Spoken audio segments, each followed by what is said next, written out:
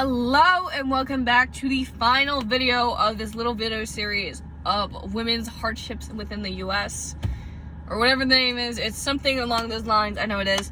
Today's final video, we are going to be talking about women in politics, women and discrimination in American politics, a struggle for equal representation. I love politics. I love talking about politics. It's interesting. I just hate how some people perceive politics and how politics can actually become something. We're going to talk about how women in politics and how it differs, and how honestly we should be also allowing women in politics more and having that more equality and equity within politics. So let's talk a little bit. Despite centuries of progress and women's rights, women in American politics continue to face systematic discrimination that limits their representation and influence. Although women make over half of the U.S. population, their presence in political office remains significantly lower than that of a man. From voter suppression and historical legal barriers to gender biases in media and campaign funding disparities, women in politics endure numerous obstacles that hinder their participation and success. This video is going to explore the history of women's political involvement, the structural changes that they face, and the impact of gender discrimination in shaping the political landscape in the United States. So, women in America were systematically excluded from political participation until the early 20th century. The ratification of the 19th Amendment in 1920 marked a significant turning point, granting women the right to vote after decades of activism led by suffragists like Susan B. Anthony, Elizabeth Cady Stanton, and Alice Paul. However, gaining the right to vote did not immediately translate into political power. Through the 20th century, women struggled to secure elected positions due to legal restrictions, social norms, and structural barriers within political parties.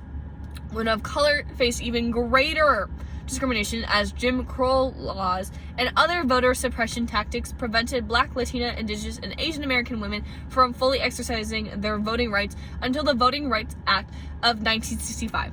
Even then, barriers such as literacy tests, poll taxes, and intimidation tactics persisted, further delaying their full political participation.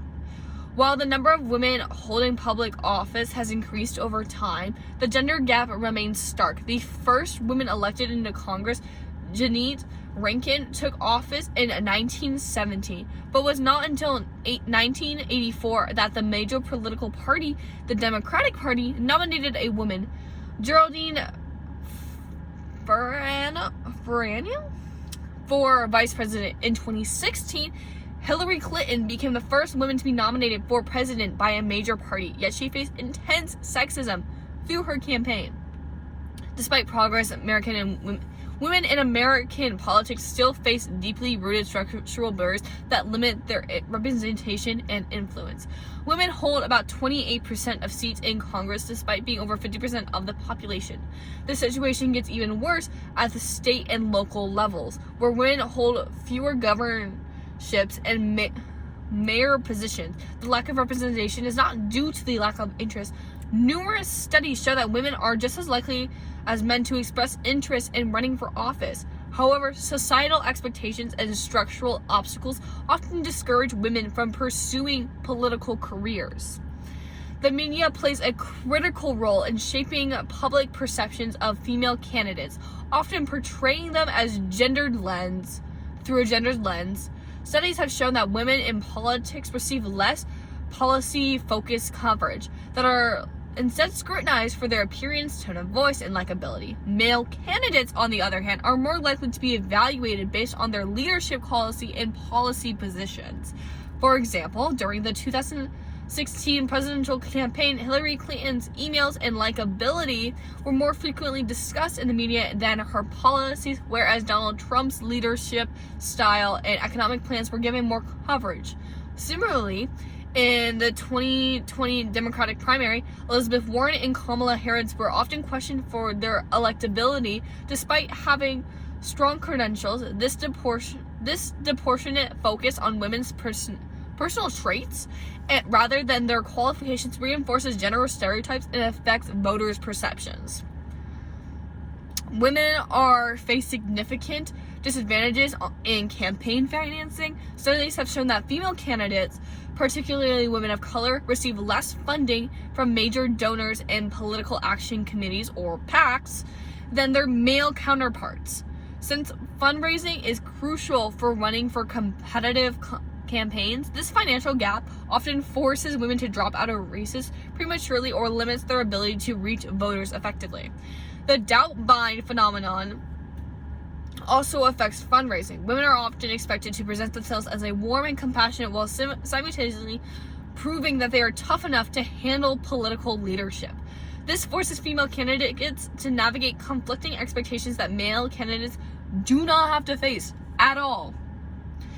Sexual harassment and gender-based discrimination remain significant issues of women in politics. The Me Too movement shed light onto prevalence of sexual harassment in Congress, state legislators, and political organizations. Women in politics frequently report experiencing harassment from colleagues, staffers, and lobbyists, creating a toxic work environment that discourages their participation. In 2018, a study was conducted by a Congressional Management Foundation found that over 70% of women working in politics have experienced some sort of sexual harassment. This culture of harassment often leads women to leave politics altogether and discourages from seeking higher office jobs. Women of color face a double burden of both gender and racial discrimination. Black, Latina, Asian American, and Indigenous women are often subjected to racist and sexist attacks that their white counterparts do not face. For example, Vice President Kamala Harris has been the target of racialized and gendered attacks, with critics often questioning her competence despite her extensive qualifications. Alexandria Ocasio-Cortez, a Latina congresswoman, has faced persistent misogynistic rhetoric from opponents and media figures. This experiences illustrates how intersectionality, the combination of multiple forms of discrimination, makes it even more challenging for women of color to succeed in politics. Despite these changes, women continue to break barriers and fight for equal representation. Several initiatives and organizations to work to support women in politics, including Emily's List, a PAC dedicated for electing pro-choice Democratic women. She Should Run, a non-partisan organization that encourages women to run for office. Higher Heights for America, focused on increasing Black women's political representation. And Vote Run Led, a trains and supports women candidates across political spectrums. Policy changes such as strengthening campaign finance laws to ensure equal funding opportunities, immediate reforms to eliminate gender bias in coverage, and stronger protections against sexual harassment are crucial to leveling the playing field for women in politics. Women in American politics have made significant strides, but discrimination remains a persistent challenge. From historical barriers to modern-day biases in media, fundraising, and workplace culture, women continue to navigate an uneven playing field. However, despite these challenges, women are fighting back, breaking records, and demanding a seat at the table. Addressing gender discrimination in politics requires a systematic reforms, cultural shifts, and continued advocacy to ensure that women have equal opportunities and to lead and shape the future of the nation. That was a lot to say. Oh my gosh. I have never yapped so much in my lifetime. Like, at all. It's crazy. But yeah. That was the last video, guys. Woo! We're done. I'm so tired. But yeah, thank you so much for joining today. If you would like me to make more videos like this, I can totally do that. Leave a comment down below. Please like and subscribe. I don't say that ever in my videos. I don't know. I just never do it. But please do. It would be greatly appreciated. Thank you so much for joining today. As always, there's links down below if you or somewhere else is in danger and is in a domestic violent relationship or in domestic violence. Please and thank you. Bye-bye. We love you all. Have a fantastic day.